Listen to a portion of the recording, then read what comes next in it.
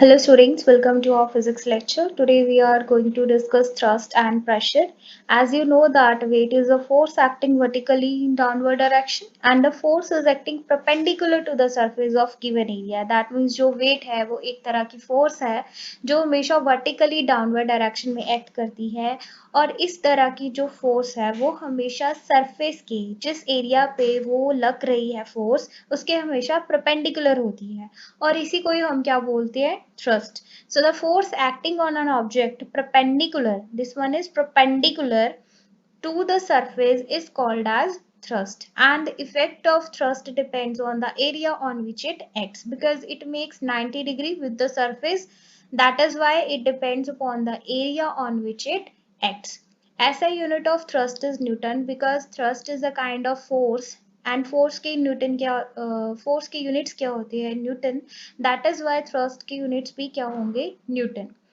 In terms of force, next we are going to define pressure and जब हम thrust को या फिर फोर्स को एरिया के साथ डिवाइड कर देते हैं कि किस एरिया पे कितनी फोर्स लग रही है, जब हम उसको मेजर करते हैं as the value given to the area, this term is as known as pressure. So pressure is a force acting perpendicularly on a unit area of an object. तो अब thrust क्या है, एक kind of force है.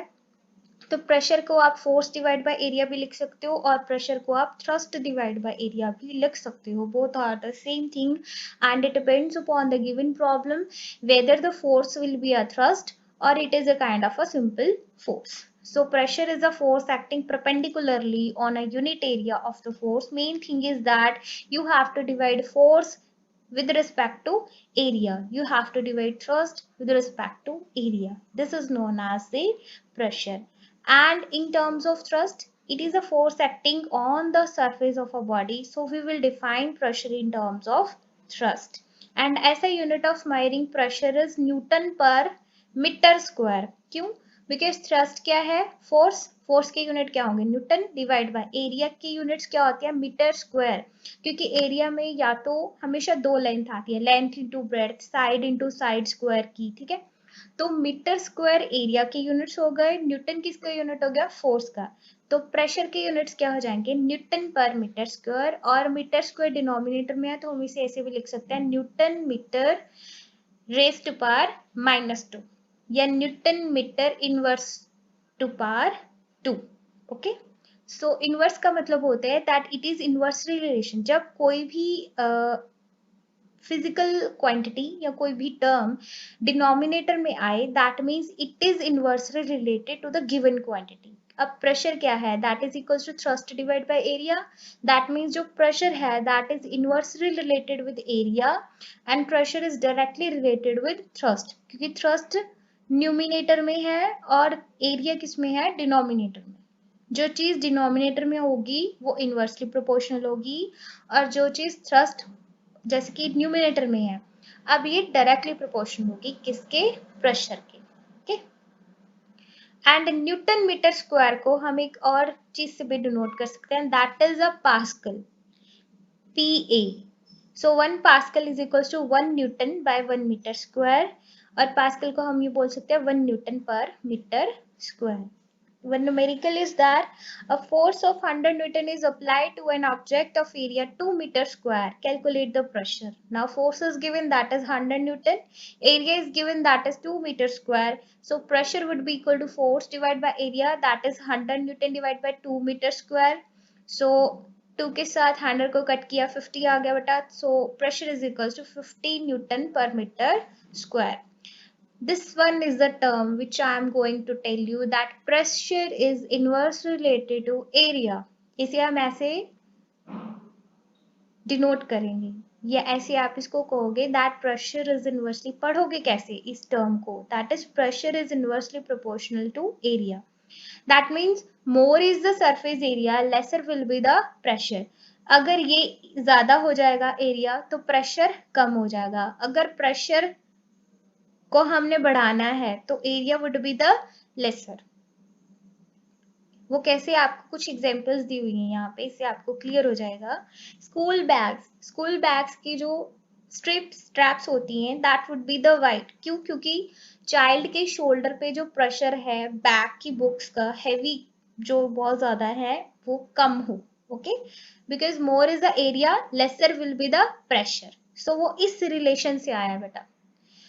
Sharp knife cut better than a blunt knife, क्यों? Because sharp knife is there, sharp knife का area क्या होगा? कम, so pressure will be more और वो चीज इजीली कटेगी, that is why sharp knife cuts better than the blunt knife. Next is it is easier to walk on soft sand if we have flat shoes rather than sharp heels. अब मुझे राजस्थान में जाना है, suppose I have to wear flat shoes or sharp heels. Sharp heels make me uncomfortable. Why? Because the sharp heels have lesser area. Lesser area is there, more is the pressure applied on my feet. So more is uncomfortable is feeling to me due to the sharp heels. That is why it is easier to walk on soft sand if we have flat shoes, क्योंकि flat shoes का area क्या होगा? ज्यादा। flat shoes है, area जो आपकी land को touch करेगा चलते वक्त वो ज्यादा होगा as compare to heels. Heels तो बीच में ही धस जाएंगी सॉफ्ट सैंड के, okay. So flat shoes have more area, so lesser will be the pressure, more you comfortable to walk. Next is tractors जो है उनके ब्रॉड टायर्स होते हैं, so there is less pressure on the ground and tyres doesn't sink. अब tractors को ऐसा तो है नहीं सिर्फ रोड्स पे ही चलना होता है, there are so many areas in which they have to travel, so उनके ब्रॉड एरियाज इसलिए बनाए जाते हैं ताकि उनमें जो हैवी सामान लोड किया हुआ है या फिर उनके लोड की वजह से उनके जो टायर्स हैं वो घिस मतलब सिंक ना हो जाए, डूब ना जाए उस सैंड में, okay, so they doesn't sink. It is easier to move the tractors with the broad tires for the driver, okay, as compared to softly ground in the fields.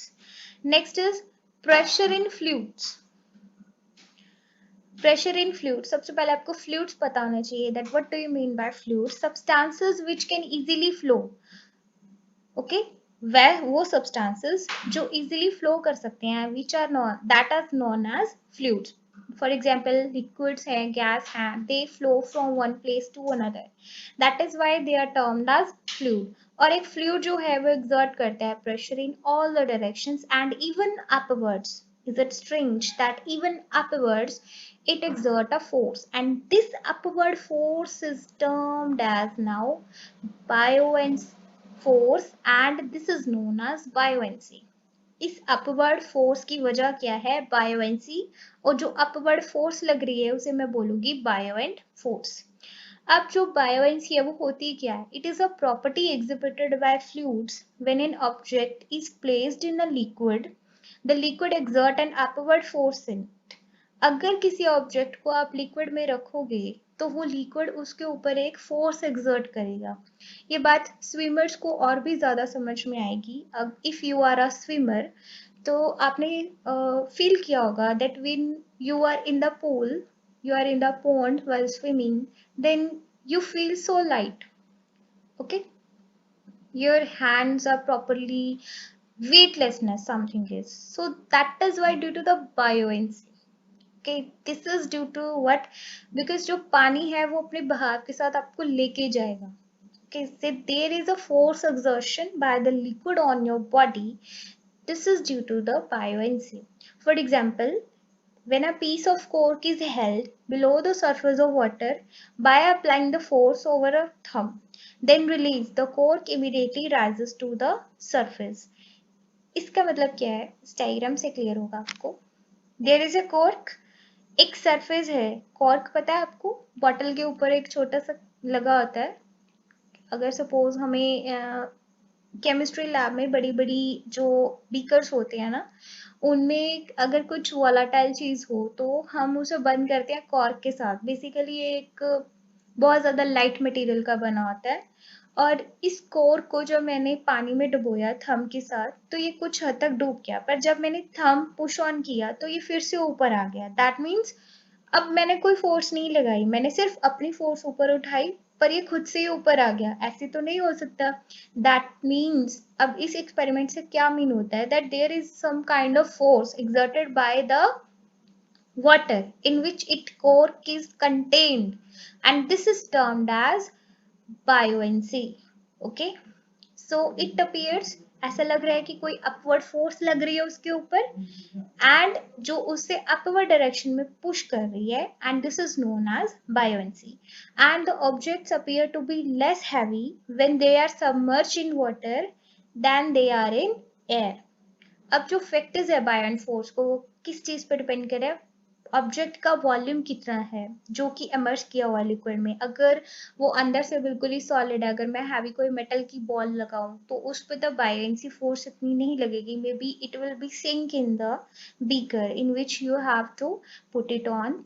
And next is density of liquid, जिस liquid में आपने डाला है उसकी density कितनी है, इस चीज पे भी वो डिपेंड करेगी. So these are two factors on which buoyant forces depends. एक बार हम go through कर लेते हैं to the definition of buoyancy and buoyant force. Before that, so you can see that every liquid exert upward force on the object emerging it. इसका मतलब हर liquid एक upward force लगाएगा उन objects के ऊपर जो objects हमने उस liquid में emerge किया है, डबोए हैं. Emerge का मतलब डुबोना उनमें. Okay, so the definition of buoyancy is tendency of a liquid to exert an upward force on an object placed on it is called as buoyancy. Liquid की टेंडेंसी को हम बोलते हैं buoyancy, और जो अपवर्ड फोर्स लग रही है उस ऑब्जेक्ट पे उसको हम बोलेंगे buoyant force. So the upward force acting on an object immersed in liquid is called as buoyant force. This is very important. Please note both these definitions very clearly. Next is upward force exerted by liquid is known as upthrust. upward force तो अब हम पीछे भी करके आए हैं कि upward force को क्या बोलते हैं, upthrust बोलते हैं. फोर्स को क्या बोल रहे थे हम? थ्रस्ट बोल रहे थे. लिक्विड्स की वजह से जो भी फोर्स लग रही है थ्रस्ट, और अपवर्ड लग रही है तो it would be called as upthrust. तो इस बायोएंट फोर्स का और एक नेम भी है, दैट इज अपथ्रस्ट. एग्जाम में आपसे पूछा जा सकता है define upthrust and buoyant force, तो आपको सिंपल डेफिनेशन लिखनी है that upward force acting on an object immersed in a liquid is called as buoyant force. It is a buoyant force which makes the heavy object some lighter in water. Okay, SEAM, SEAM है ये. So एक buoyant force है, ये buoyant force ही है जो heavy objects को lighter appear कराती है in water due to this buoyancy force. अब cause क्या है buoyancy force का? That cause of buoyancy force is, अब कोई object है, suppose this is a mug, I have to immerse in it a beaker, या फिर बकेट है आपकी, उसमें पानी भरा हुआ है, मैंने उसमें मग डाला, तो उस मग में पानी की वजह से हर साइड से फोर्स लगेगी, इस साइड से भी फोर्स लगेगी. देखो यार शोज की हुआ है ना, इस साइड से भी, इस साइड से भी और इस साइड से भी.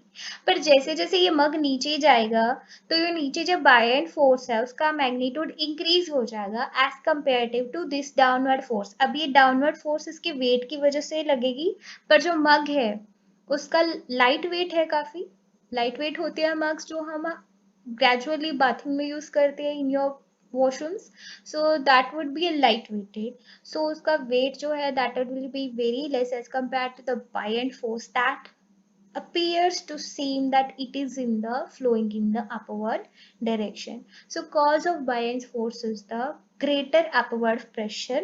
क्या cause है इसका कि जो नीचे से pressure लग रहा है that would be more as compared to the up downward pressure. Downward जो प्रेशर लग रहा है वो कम लग रहा है, और नीचे से ऊपर की तरफ जो प्रेशर लग रहा है वो ज्यादा लग रहा है. That is why it is feeling a buoyant force. So cause of buoyant force is the greater upward pressure exerted by water on the bottom of mug because it is at a greater depth inside the water, and pressure जो exert करेगा liquid, pressure exerted by a liquid increases with the depth and acting in all the directions. ये जो pressure exert करेगा वो इसकी depth के साथ साथ इंक्रीज होता जाएगा. नेक्स्ट अब एक आपको डायग्राम शो आ रही है स्क्रीन पे, जो शो कर रही है एक्सपेरिमेंटली कि बायोएंट फोर्स एग्जिस्ट करती है. ये एक्सपेरिमेंट भी है आपके प्रैक्टिकल जोन में कि मैंने एक बीकर लिया, पानी भरा उसमें, फिर मैंने एक स्प्रिंग बैलेंस लिया, इसको हम स्प्रिंग बैलेंस बोलते हैं बेसिकली। ये आपको ये बताता है कि आपने जो ये इस हैंग किया हुआ है वेट, उसका मास कितना है। Okay, so this is a spring balance basically to tell you.